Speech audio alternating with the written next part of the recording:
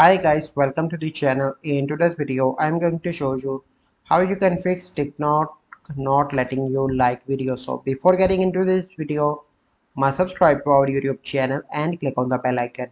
So the first step you simply need to do is to open Play Store and update your TikTok application. Once you've done that, you simply need to check and your issue will be solved. But if you still find an issue, you simply need to go and open any browser and search for TikTok daily like limit.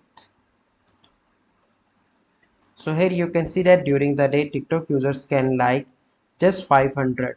So if you are doing more than that, you are unable to do that because this is the limit from TikTok. But let's suppose you are liking only 10 video and you still find an issue. You simply need to go and open your smartphone settings and go into the app management and go into the app list. Here you need to search for the TikTok and you simply need to go on to the storage and cache.